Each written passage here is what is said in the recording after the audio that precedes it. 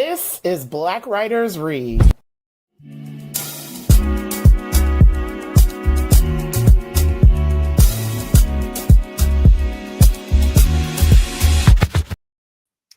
Good afternoon, everyone. Thank you all for joining me today for episode 9 of season 6 of Black Writers Read. My name is Nicole Young-Martin, and I'm the founder, producer, and host of this series.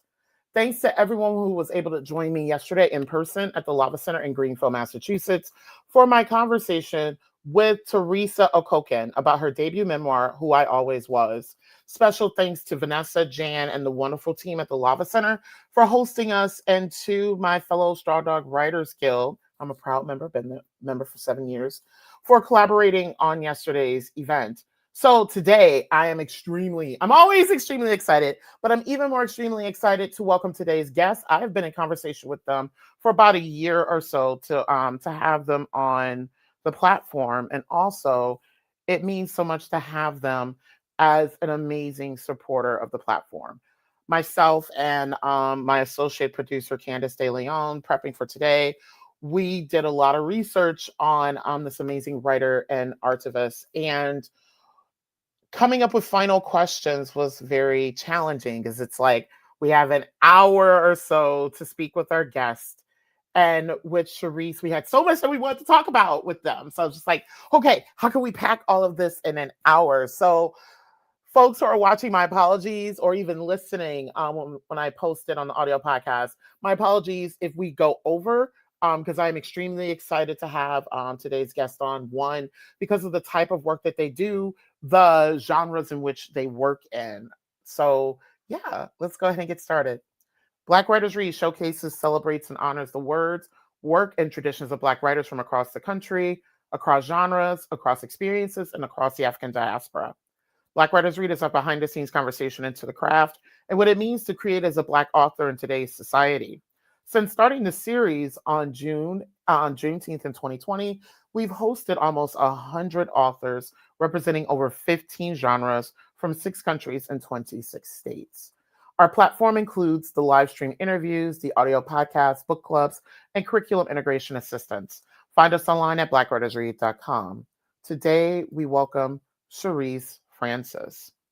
Sherese Francis describes themselves as an alchemist of the I-Magination, finding expression through poetry, interdisciplinary arts, which includes collage, book and paper arts, sound and performance art, and text art, workshop facilitation, editing, and literary curation.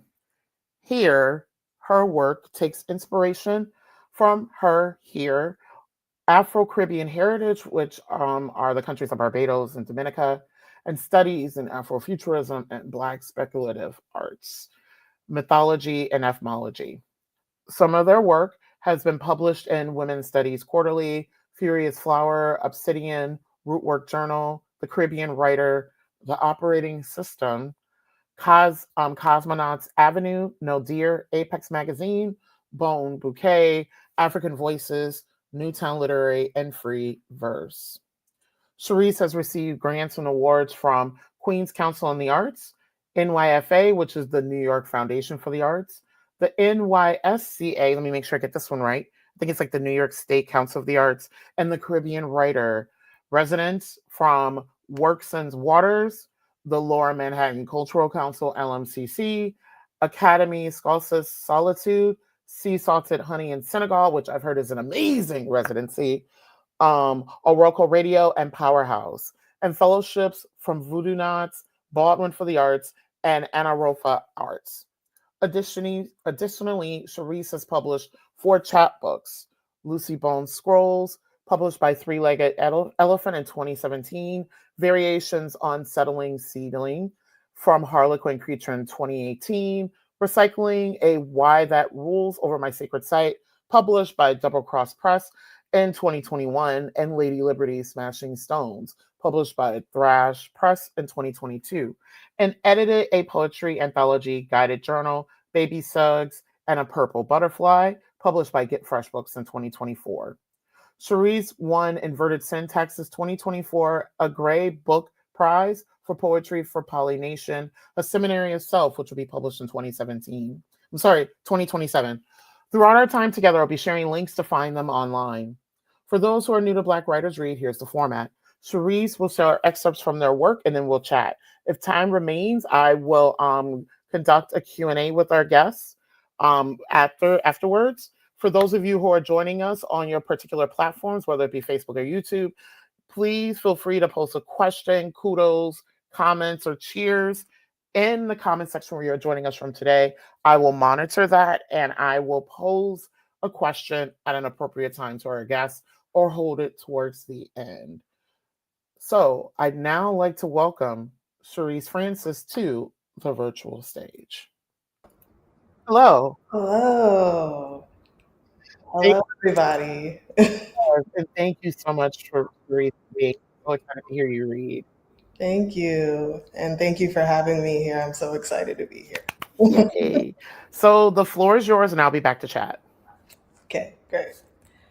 Yeah, so today I'll be reading from a few poems from Baby Suggs and a Purple Butterfly, which I have here, and my upcoming book, Pollination, A Seminary of Self.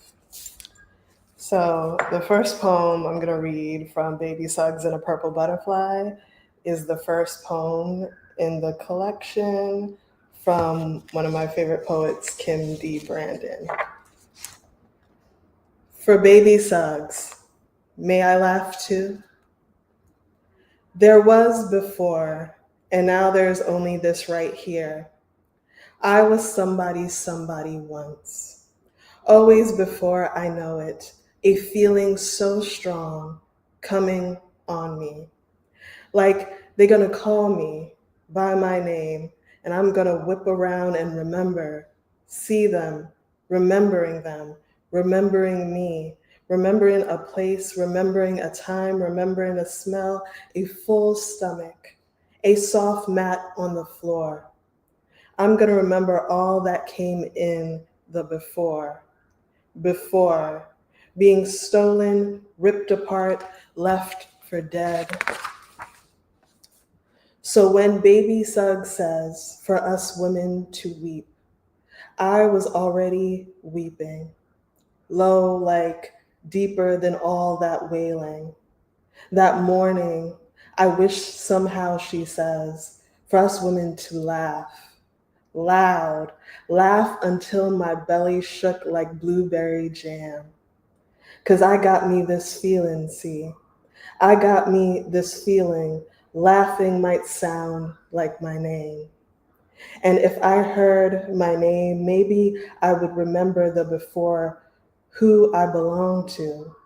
Once, when I belonged to a mama or somebody special. Now, following each poem in the anthology is a prompt, and this prompt was written by me. Crying and laughter are both medicines for our pain. They remind us of how much we carry in us, how much we can feel. What do you choose to remember? What has made you cry? What has brought you laughter? How have both been a part of your healing journey? How have both been a part of your being? The next poem I'm going to read is from another poet I love, Black Cowrie, and this is their poem, New Tenderness. Every year, every winter, melanin crowds my mouth, abundant with blacknesses, reaching my lips. What is no longer useful dries and fades and flakes, eventually. Oatmeal, shea, cocoa butter, coconut oil, castor oil, aloe, attempt rescue, bits of earth, butter up new tendernesses, eager to take your place beside this slick smile, a top chin, even inside dimpled cradles of this kiss.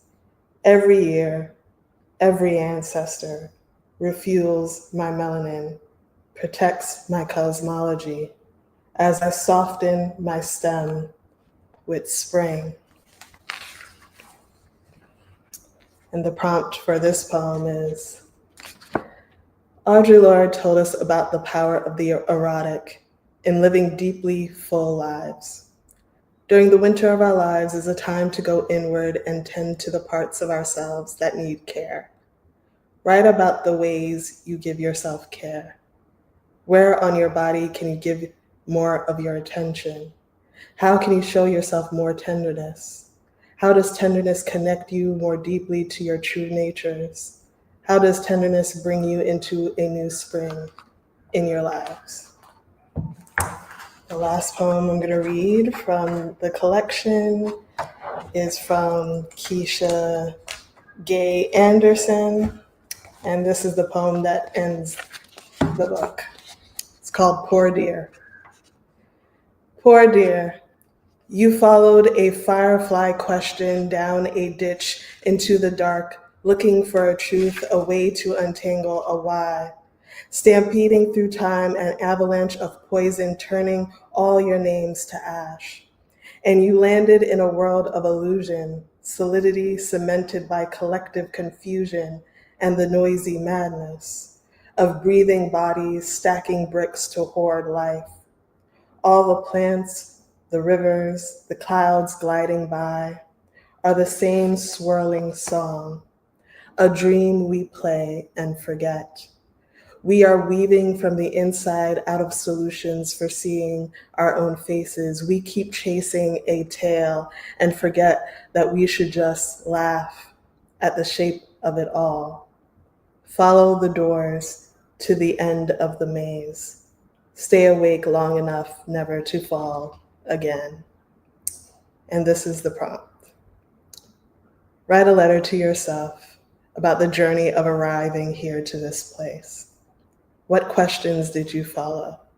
What lessons have you learned on this journey that you want others to know? So that's Baby Suggs and a Purple Butterfly. And the next three poems will be from my upcoming collection, Pollination, A Seminary of Self. This first poem I'm going to read was inspired by the Maroons that were in the Caribbean, basically enslaved Africans who ran away to the mountains in the Caribbean. So this poem is called Can I Be a Queen in Converse? Etymology of maroon. Put ashore on a desolate island or coast by way of punishment. 1724. Earlier to be lost in the wild, 1690s. From Maroon, Maron, fugitive Black slave living in the wilder parts of Dutch Guyana or Jamaica and other West Indies islands, 1600s.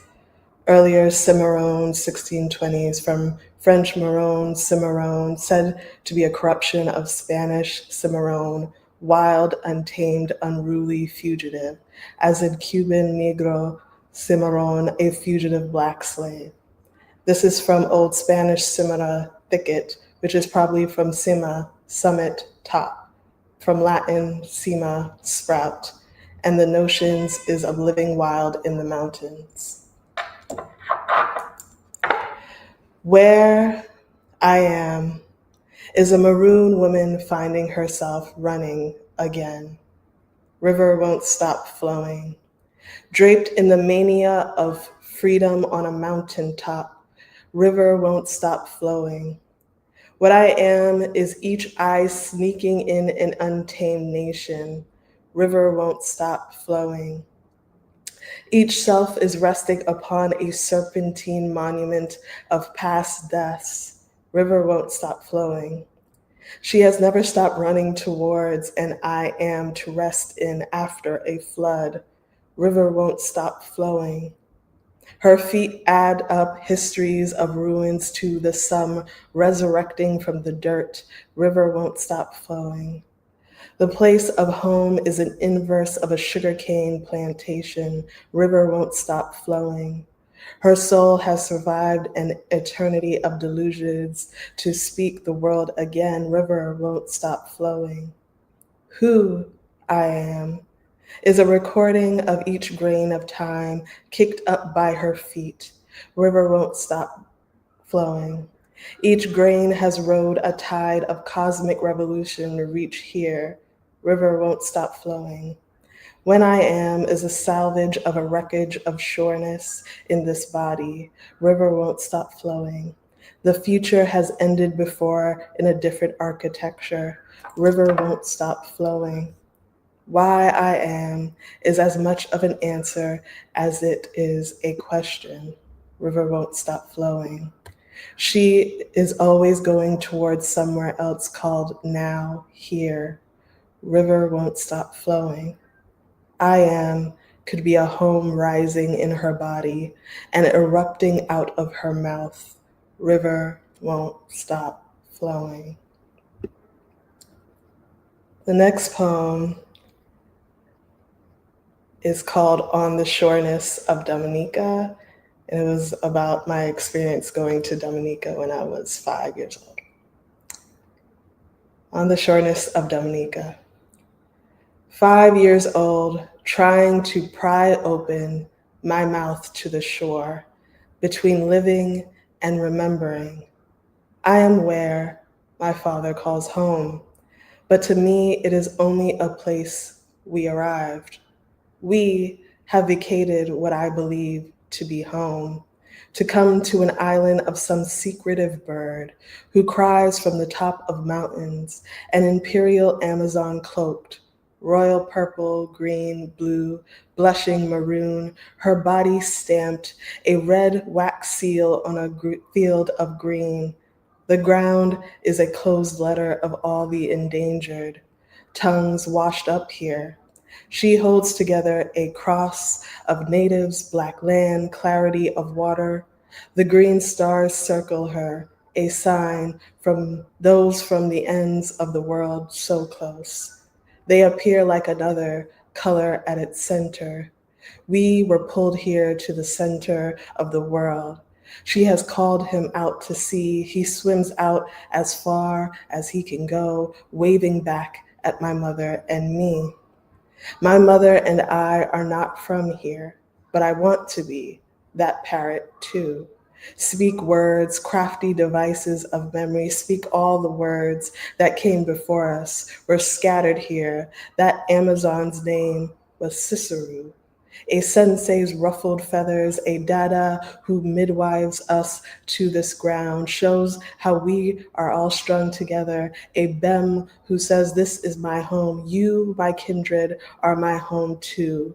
Before a land could be named after the day of the sun or the Lord's home, it was Waitu Kubuli, a body of tall mountains, a body of black volcanic sand, a place where the water broke and it returns by breaking us and resurrecting us over and over again.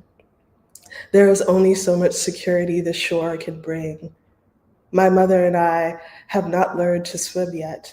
We are collectors, feet buried in sand, gathering pebbles, pearls, shells, seeds, these skeletal remains of sounds. We are hermits looking for words, for memories to salvage, to keep dry, like our hair in these shower caps we wear, like unruffled plumage of birds, we plummet to this illusion of safe ground, gathering vestiges of ourselves, testimonies to hold all of us, to tell us that someplace beyond us could still be home in us too.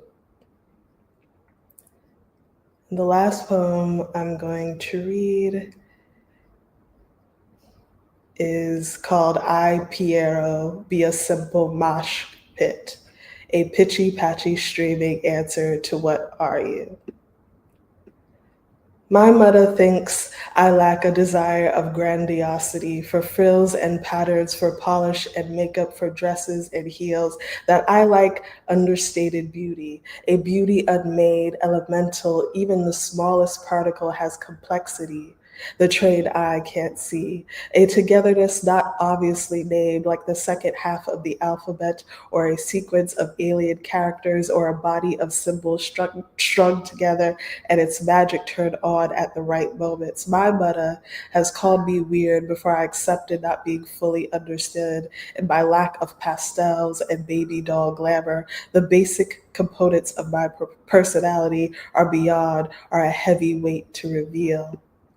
Baby joy has been a weight I feared, for there is already enough weight hanging from my body. I was born with it. I get tired of pulling together stolen away fabrications into some masquerade, some patching together of tomorrow. I too have dreamed of wearing a wedding dress that I didn't have to patch together like Sethi, that the threads that hold me together wasn't always sticking out, fraying. Maybe I feared color. Maybe I feared covering up in my own fractured prism, my mind wandering away from the weight of the binaries, the black and white structures to watch the water I splashed on the window screen refract light flickering between blues, greens, reds, the spider web dressing the screen.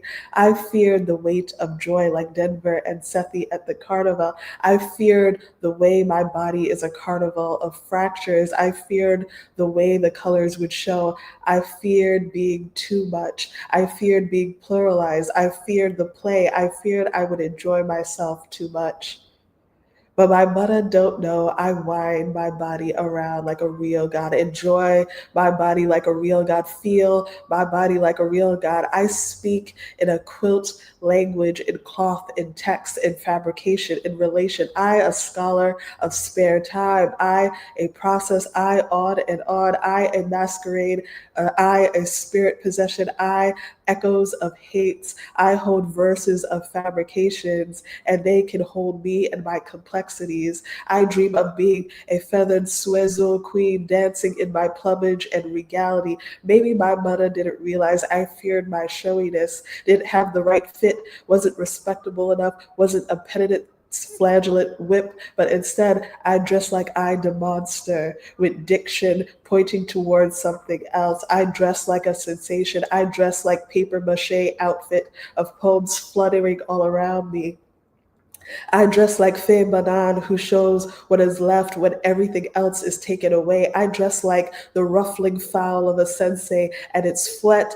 I dress like Tibrino donkey boys painted in the bright neon. I dress like a Monton and Duran merengue chunkun song whose existence I learned only after it had been covered by another singer in English. I dress like a compendium of little influences. I dress like blooming bird out of flowers. I dress like I have no names. I dress too much, too in between, too outside. I dress like an ultra visible spectrum of a bird's eye circling into eternity. I dress like the melanin in my feathers helps my flight. I dress like the blues and its growth as a structured mask. I dress like grenade drawing pie. I like an pile naison, a pile of nations and natis, seeds and grains, pilgrims and strangers. I desire to be seen in all my little particulars. I desire my hand to pass over my body and reveal itself in all its rememories and curiosities on this skin. Thank you. Wow.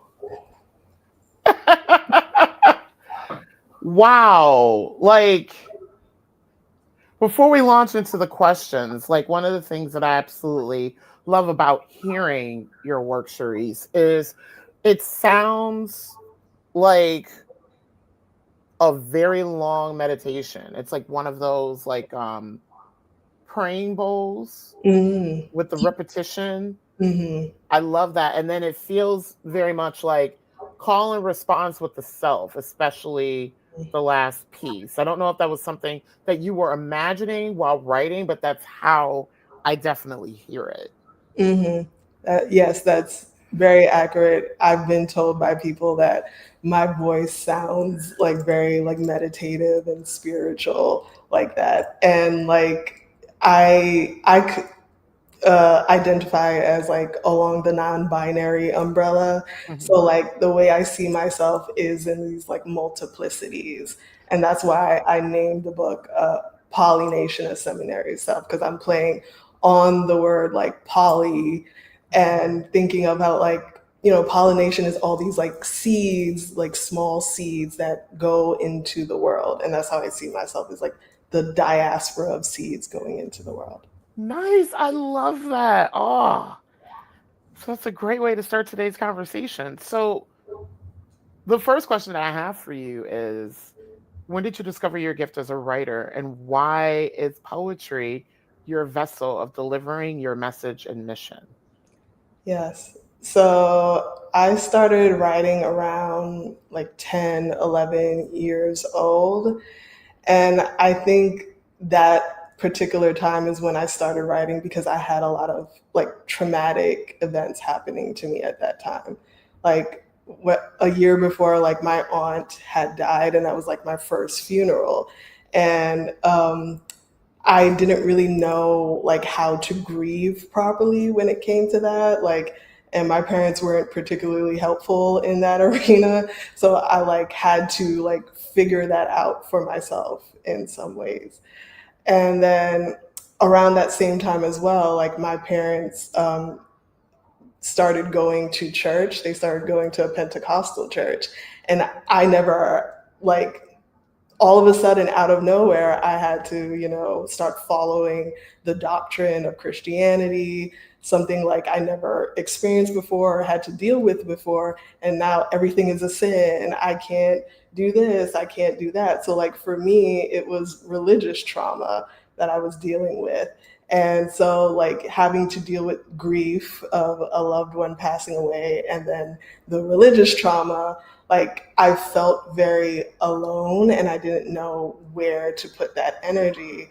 And so fortunately, words and poetry came into my life. Um, One thing that I did love that my parents did was they always bought books for me.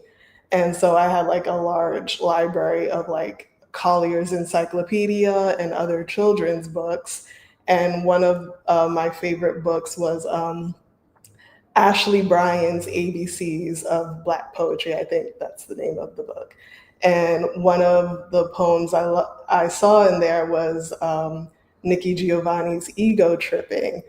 And I was like, ooh, I love this. I love this kind of shape shifting being who's going through time and space.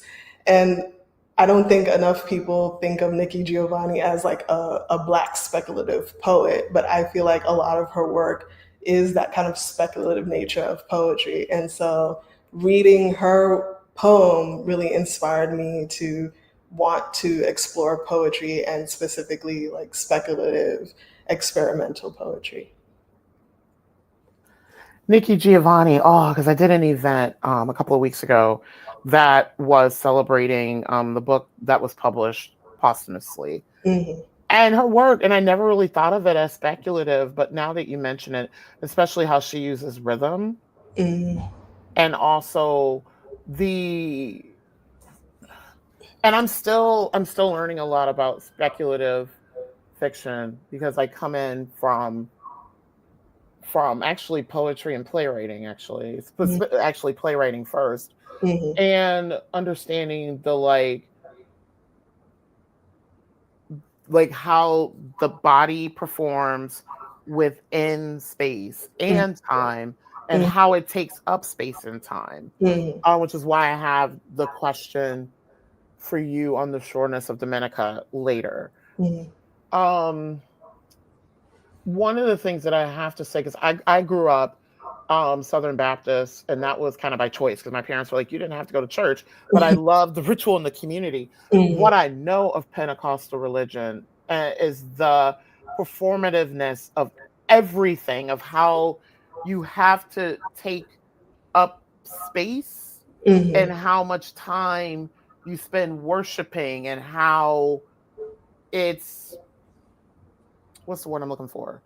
Like, the ways in which you worship, it's even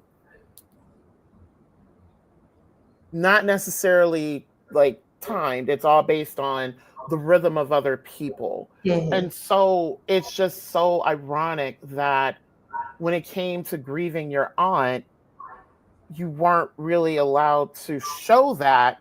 But then years later, your parents became of a religion that performed and expressed Mm-hmm. like all, but it was in the name of Jesus Christ. So I think that's a whole different, but that's like a whole, I think that's a whole different podcast. But it's just so, it's so interesting in that so many of us, we find our, because that's how I found myself to writing, not necessarily through religion, but Mm-hmm. like trying to find yourself in a new environment. Because I Mm-hmm. started writing when I moved to New England. I'm originally from Detroit. Mm-hmm. And New England and Detroit are so different. Like Detroit is blackity, blackity, black. Blackity, blackity, black. And where I live in New England is wide, wide, wide. Ooh. Yes. So it's just interesting. Right. So it's just interesting, like how many of us find our ways to writing when we're trying to find, not necessarily find our voice, but find a way for others to hear us, Yeah. if that makes sense at all. Yes.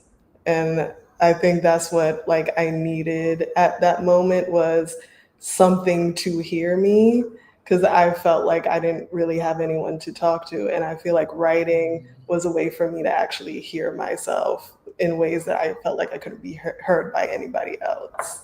And I also agree about like the performance of the Pentecostal church. I think it's partially why I got interested in performance in poetry as well. The performance of the preacher, the dancing, the music, and all of that like Yep. infuses into my own work in like a variety of ways. Like I'm very much interested in like the speaking in tongues and the glossolalia and how I can infuse that in wordplay in my poetry. So like a lot of my wordplay is that kind of playing around with sound and words as well. Yeah.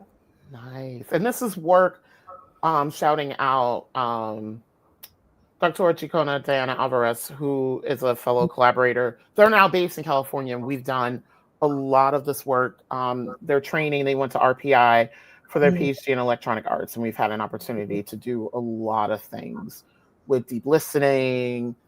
Shout out to the late Pauline Oliveras Yes. and all those things. So when I saw that these are things that you did, I was like, oh, I cannot wait to have them on. I was like, yes, because I'm a little familiar, at least with some of the idioms that you work with, but not necessarily how you integrate them, which I have a question about that later. Again, see, here we go with this whole, I have so many things to Mhm. ask, but I have to contain it in a certain amount of time. So this leads so nicely into the next question in terms of like how you've shepherded your own voice and how you've supported others. So Baby Shugs and A Purple Butterfly, it's an anthology, and it's an anthology that you edited and also included your own work. What is the origin story of this collection and why this title? Yes. So I came up with the idea for the collection in like 2018. I was the poetry editor for a Black women's magazine, and I had the idea for like a small collection of poetry for like a little folio for the magazine. And then something happened with the founder, and the magazine had to take a break. And so I still had this idea and I was like, well, what do I do with it? So I had never basically edited anything before, but I was like, I have this idea, so let me like create an open call and see if anybody was interested. So I put that out there. And the first go around, I didn't get much response. So I kind of was a little bit disappointed by that and like took a break. And then about a year later, I decided to like give it another go and send it out again. And some people submitted about like, 10, 11 people. And at first I was like, oh, I wish I had more. But then I was like, does it need to be a long anthology? Not really. And so I was like, you know what? This is my first time editing a book. Why not just work with who was interested? and turn that into something. At the same time, I was also trying to create some kind of guided journal as well. That didn't work out. I had issues with the editing for that, but I was like, I have this anthology of 11 writers. Why not combine that and make that a guided journal in addition to an anthology? So I decided to just turn that into an anthology guided journal, and I invited everyone to help me through the process, and I started looking for publishers, and I was lucky enough to find Get Fresh Books and their openness to new editors and new authors. So I submitted to them, and they said yes, and then it turned into what it is now, Baby Suggs and a Purple Butterfly.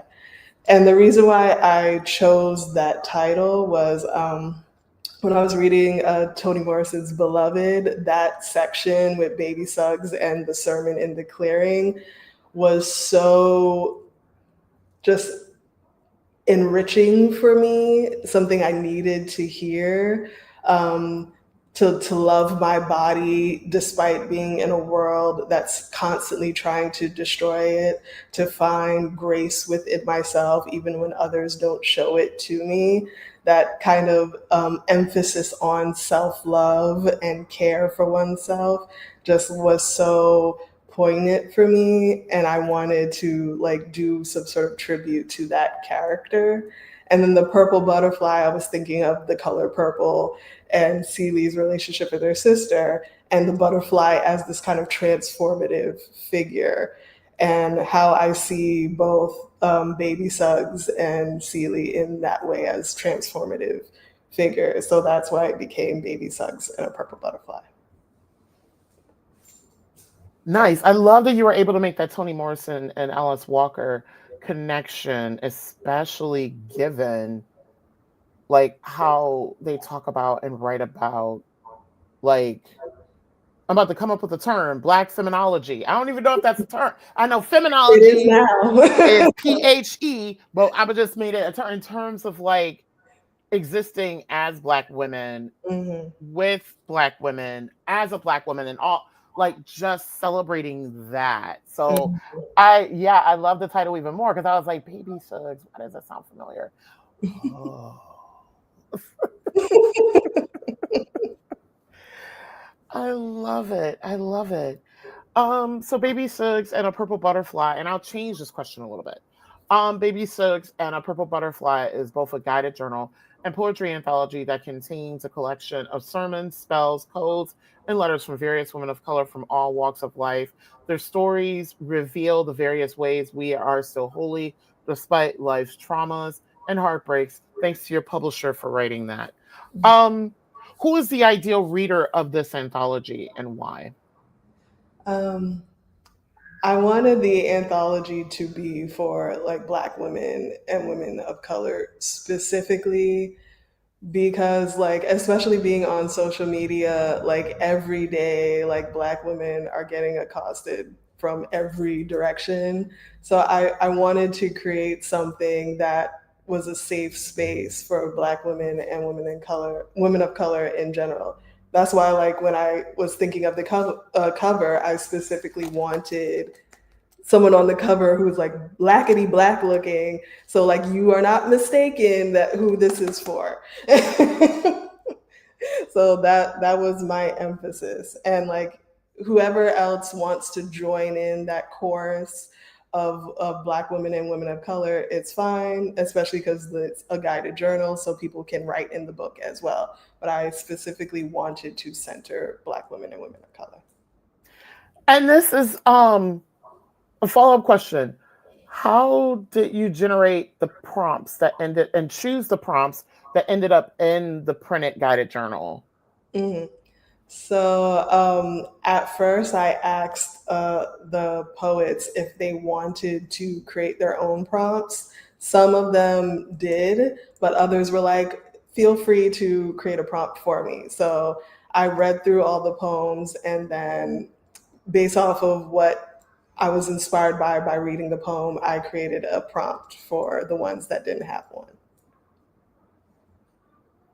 Nice. And I love that because also too, I'm hoping to get a guided journal out soon, but I love that you're given a platform for other writers to write, and specifically Black women to write. And what's interesting, because this came out last year, and so just even thinking about in just this past year how the image and like subjectivity of Black women has evolved. Even just this past weekend, like I was watching a bunch of video. I go down this rabbit hole called YouTube, and I was watching a lot of videos about like how what's happening now with the cut of SNAP benefits and all these things. And I'm trying really hard not to start a political conversation because it's gonna make me angry. But it's like how somehow or another, because I also don't want to give MAGA space, but somehow or another, like whenever these cuts happen, somehow or another, it's like in the back of their minds, it's like, oh, only Black women are the ones who are suffering. And I'm just like, no, y'all, it's your people too. Why is it that whenever it comes to anything of poverty, anything of suffering, anything of like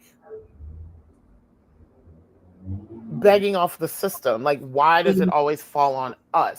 Like why has that always been our subjectivity? Which is another reason why in educational spaces, unless I absolutely have to, I only teach Black, BIPOC, women of color. Like I just and non-binary folk, because I can't.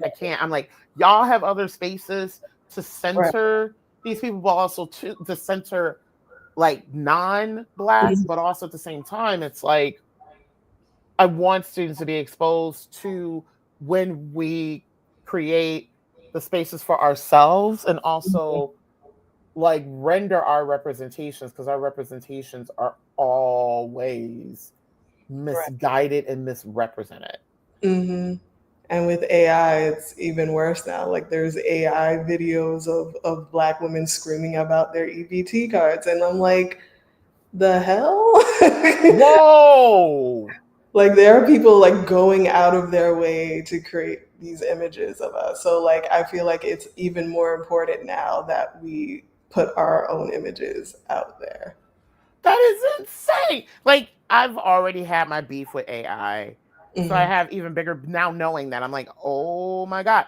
And I'm just like, y'all, if y'all knew one, how much many of us work and have like multiple jobs, like that whole sketch and In Living Color where it was like, I got 9 jobs, you got 4, how dare you not work as much? That is not a sketch. That is reality. Like I was telling Sherese offline how much I work. Like that, I'm just we're always hustling. Because we have no choice. We have no choice. So I'm just like, I can't. Again, I have to keep telling myself I have to reserve, because I feel like it will be an interesting conversation, like authors on the cultural climate, because we're so observant, I feel, and we're also bearing witness in a very unique way all the time. So on to the next question, because I'm like, this is Sherese time. Like this is Sherese time, y'all. So the next question, and I was so happy that you read On the Shortness of Dominica, because I had an opportunity to read it, and I absolutely, there's so much that I love about it. And for folks, this is from Pollination, a Seminary of Self, and I love that title as well. I love it structurally, both how it looks on the page and the deliberate choices and spacing between words. Can you talk about some of the themes that emerge in this work, and why the specific visual choice and how it looks on the page? Yeah, so as I mentioned, my father is from, it's called Dominica. I know everyone pronounces it Dominica because they're thinking of Dominican Republic, but it's Dominica because it's French. Yeah, so I was remembering that memory of when I was 5 years old, being on the beach with my mother and I, who both of us can't swim, but my dad can swim. So I was like watching him like float away in the sea, and we were on the beach, just like in the sand collecting shells. And I was also thinking about like the Dominican flag and how like it's the only flag with a parrot on it, and the parrot is called Cicero. And so I wanted to do a poem thinking about like what if the parrot was like flying around, kind of like this angel around us, and what that would mean of it, like kind of like dropping seeds, and also us being in the sand, and so like the sand grains as well. So the image of the poem, the reason why I spaced it out was I wanted that kind of image of like sand grains on a beach, or like the seeds, being spread apart, and like the words kind of being spaced apart, but also flowing into each other as well, since it's a beach. So that was the image of it.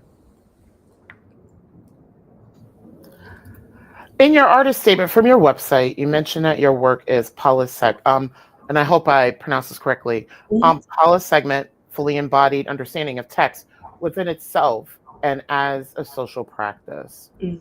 How is this represented in Polynation, a seminary of self? Yes. So I think I'm coming at it from like multiple like directions. So being a Afro-Caribbean American poet, I feel like I have what is called like triple consciousness. So like I have the American identity, I have the Caribbean heritage identity, and then I feel like I'm in between those two all the time. So like I'm always thinking of like what it means to be in this kind of diasporic space.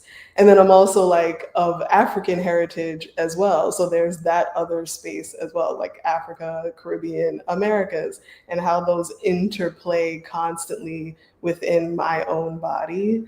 And so that thinking about like what it means to be in various diasporas is what I'm thinking about in my book. So that's partially why I was thinking of like pollination as the spreading of seeds everywhere, and how seeds become different things depending on where they land. So that's kind of what I was thinking about in the work. But I was also thinking about like language and music, and how people respond differently to what they hear, what they read, as well as how things are said. Like, if someone has an accent, like how they say a word can sound different to somebody else, and they can mishear it and it becomes another word in the language. And I've noticed that with like a lot of Creole language as well. Like, so for example, one of the guiding figure in the book is Piero Grenade. And Piero Grenade is a Carnival character from Trinidad. And they are, which is another kind of polyness, they are a fusion of the Harlequin and Pierrot clowns from Europe. And so it's the Trinidadian take on those clowns. And Piero Grenade is a scholar and a speller, so they're always playing with language and words. And Piero's name, people think that it's from Piero, the clown, but actually it's Le Pèsero, which actually means the king of the country in French. But because of the way it sounded in a Trinidadian accent or Grenadian accent, in people heard it as Piero, so it became Piero Grenade. So that kind of like slipperiness of language that becomes all these different identities and beings. And so that's where I'm playing a lot with language and identity in Polynation. Nice. Actually, you might have a quadruple, or like, I forgot what, 5 consciousness, A because quick something like that. yeah, because you have like the indigeneity of your Mm, parents' home countries, and then you have how colonization shows up mm, both in Caribbean countries and in the US. mm. And with Barbados, see, you got an essay. You got an essay. Or with Barbados, and I told people, like, if because I've been tracing my ancestry DNA, and when Mhm. I point to people my non like West African DNA, it's all like like it's like Southwest India, Mm. Wales, Oh. Ireland, Scotland. And they're like, wait a minute, do you have Caribbean ancestry? And I was like, I don't know. And I said, if I Mm, did, I wanted to be from Barbados because the current mm, prime minister is a Black woman. So, and just hearing about like how like Blackness and intellectualism in Barbados is like everybody is smart. Everybody loves to talk. Everybody loves to argue, and they still remain friends after. There's so much I've heard about Barbados thanks to my mm. book coach Lisa Pegram, and because she has ancestry from Barbados, and I'm And just it is like, possible that you might have ancestry in Barbados because, like, I've been researching into that and like the whole history of the Carolinas and and Barbados. Like, that's why, like, if you listen to like Gullah Geechee people, they have a similar accent to Barbadians, and so like there is a possibility that like people were being transported between those places. So. yeah, and North and South Carolina, the Carolinas, when and yeah, and yes, I did do the ancestry DNA, and yes, my DNA is out there. But I, both parents died suddenly. I needed to like find my roots. Need to find my roots. So both sides of the family, they and I am deeply American because my family has been here for multiple generations, thanks to the transatlantic slave trade. But all linked to North and South Carolina, and so I'm Mm. slowly still doing digging because my family, the roots that I know of from my grandparents and their generation are from Mississippi, Alabama, and Texas. So I'm like, come on, Barbados, come on. But you have to be of Afro-Caribbean ancestry. You do have like maybe even like 7 or 8 like consciousness. Just yeah, thanks to the diaspora.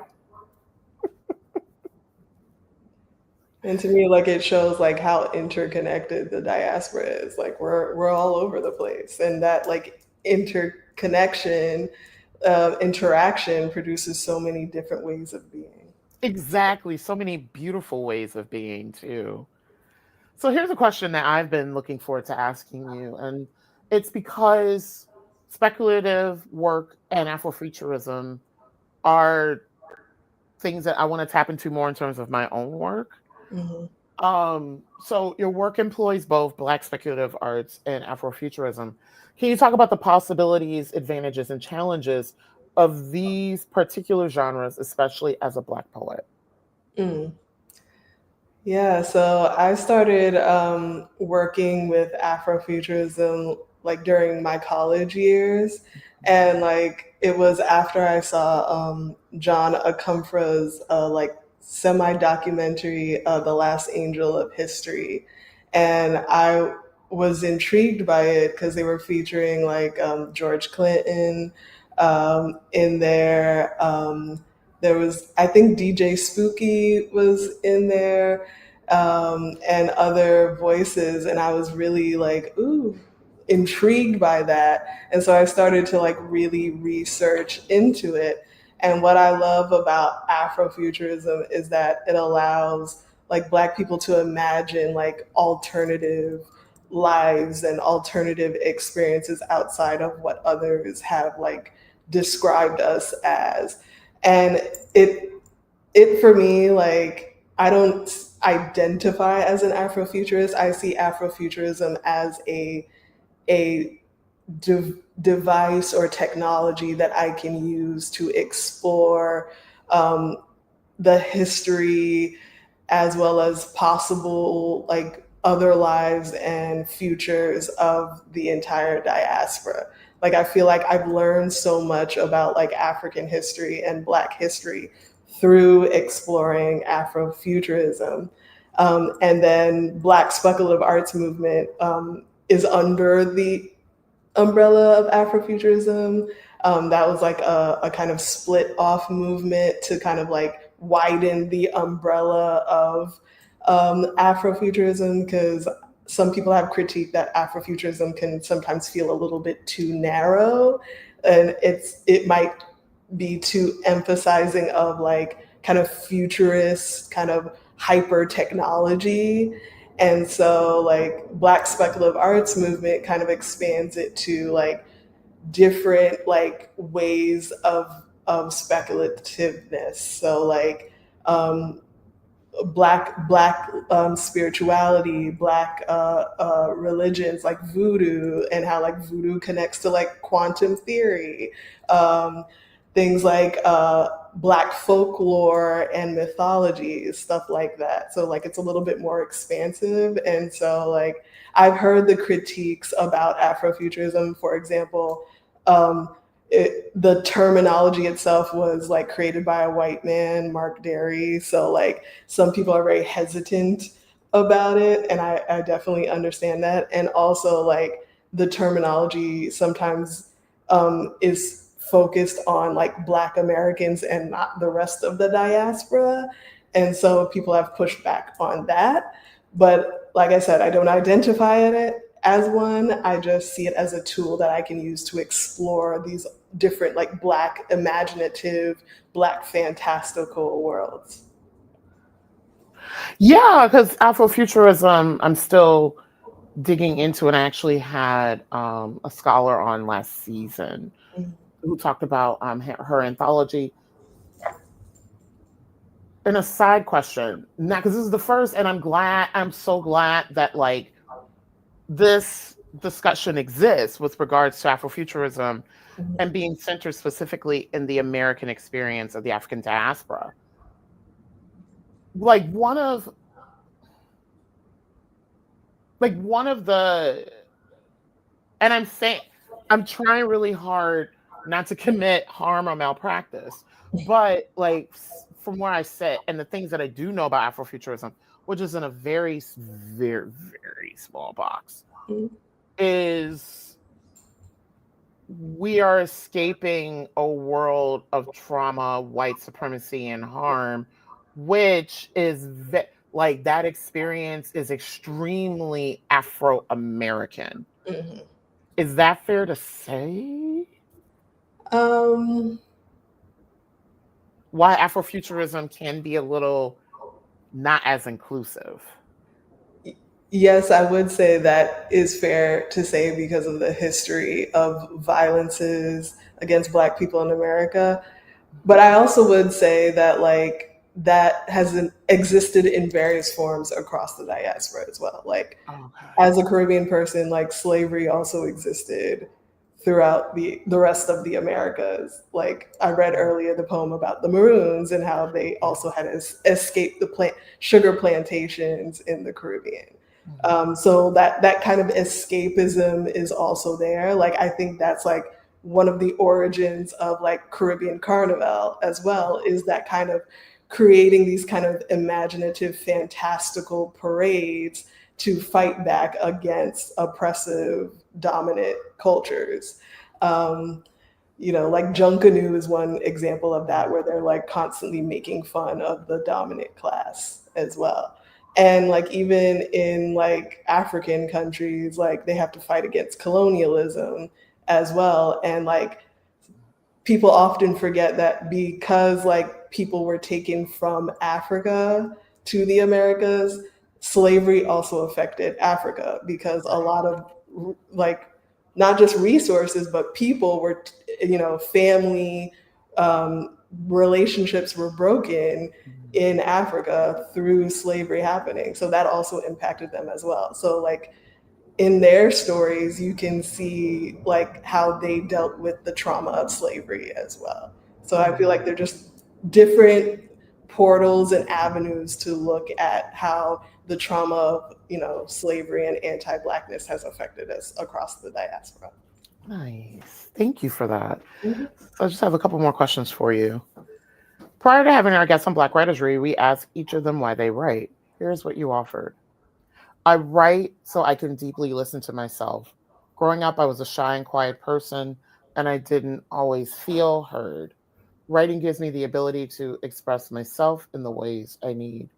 To be an author during these times is a responsibility to listen and give attention to yourself and others who also feel unheard, who are searching for community and need comfort in their truths outside of the status quo of the times in which we live.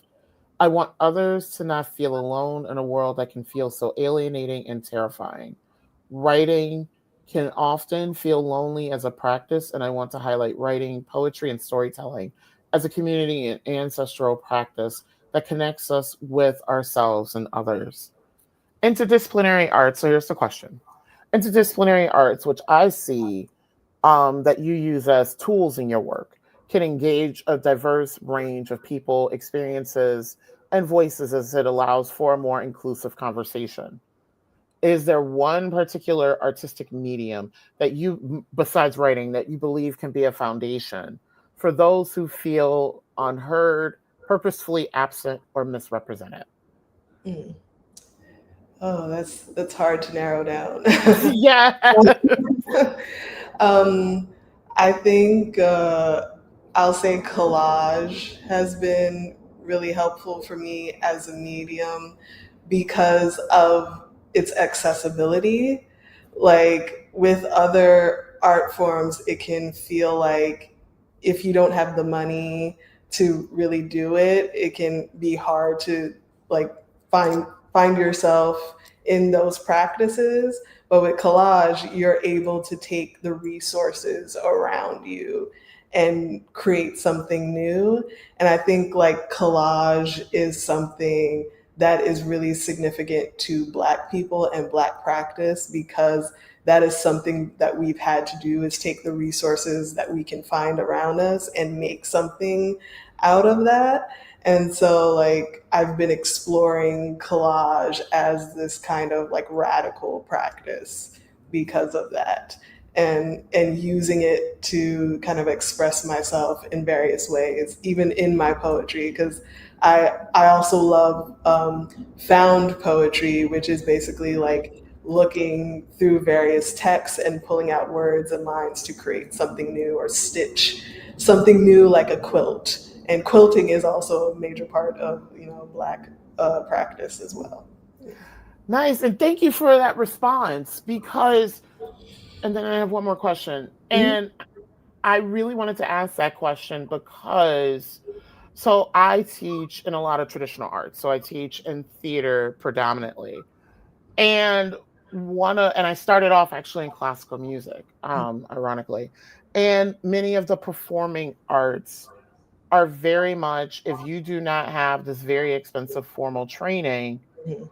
then do not dare Mhm. attempt. And also too, and following the formula and the norms and the rules, Mhm. do not attempt these things. Mhm. Even jazz is like that. There's so many. There's a big. That's one of the biggest reasons why I left classical music is because I did not feel space to not only experiment, but I also didn't feel space to be myself because I got questioned Mhm. about your big black lips will make a weird embouchure and all these other things, and I'm just like, okay. Uh, And now in theater I feel the same as well. Like I look at like students who have gone to conservatories, and it feels like conservatories are weird mills because mhm. most of the people that go are people who have been, kind of prepared their whole lives taking tap classes and voice lessons and all these other things. And so the traditional performing arts literally, it's very exclusive because it shuts out so many people. Yes.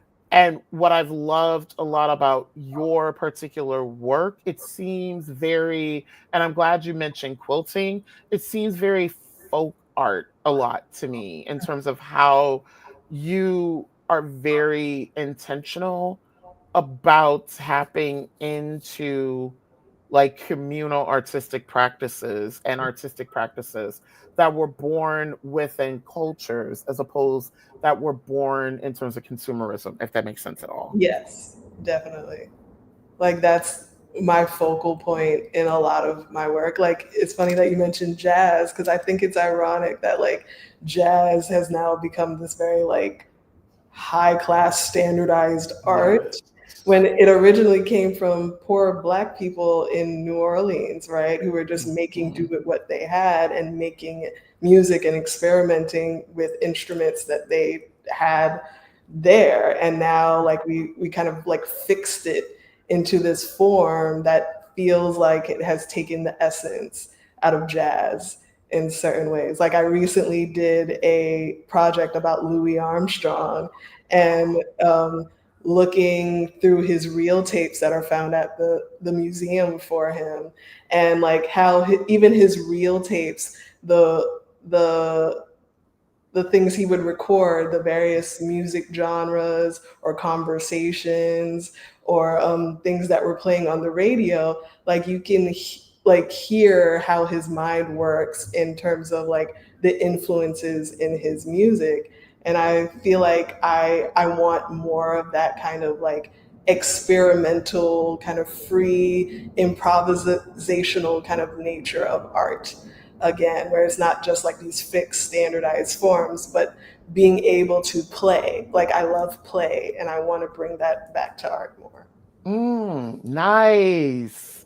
And that's something that I'm always trying to figure out how to do because I honestly, me and finished products, I'm like, because finished products, for me, it has a very particular, like, capitalist purpose. Hmm. And this is why I love workshopping a lot of things. And this is why, like, many of my poems, I've rewritten them multiple times and even published them in different ways Hmm. because I'm just like, why? Like sometimes it's like Audre Lorde. Sometimes you have to be okay and good with returning back to your past, and like it's also your voice. So if any of that makes sense at all. Yeah, like it shows how you grow and you learn and you change over time. Like there are many poems that I've rewritten and changed over time as I've learned more about myself, as I've gathered like more information that I didn't know before. And so like I've gotten to see like how my work has reshaped and shifted in new ways. And I'm always excited by that. Like that's why I always think of my work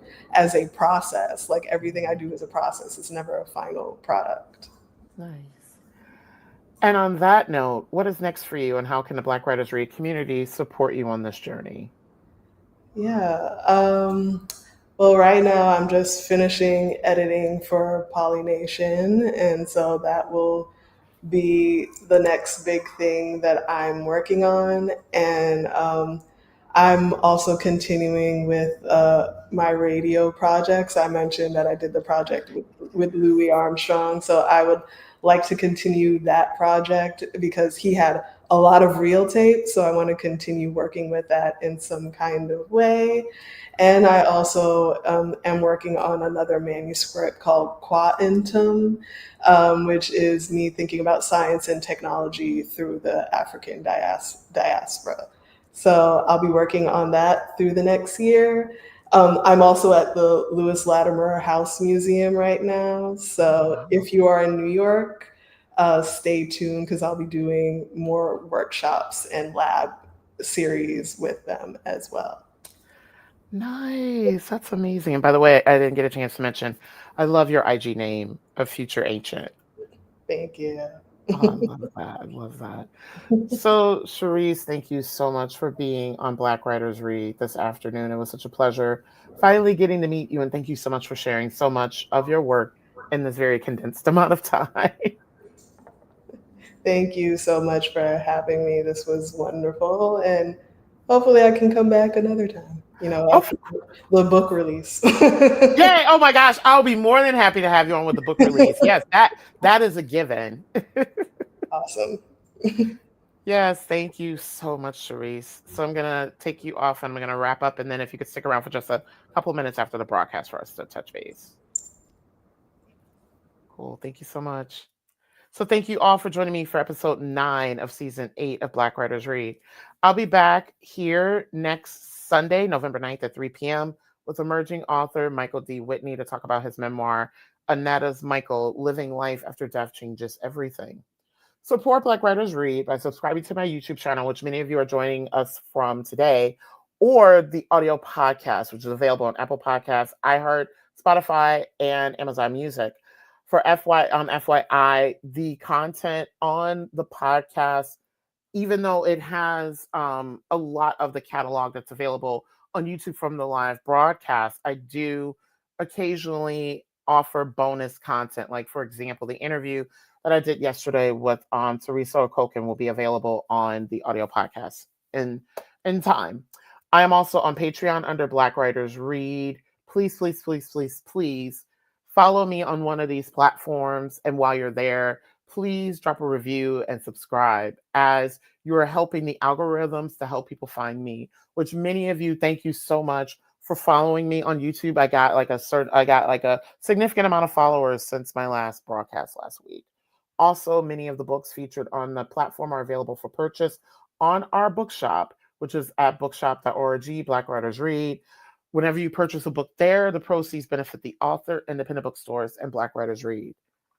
Also remember the importance, especially right now, of supporting independently produced and self-funded ventures like Black Writers Read. Visit blackwritersread.com to learn more about the podcast.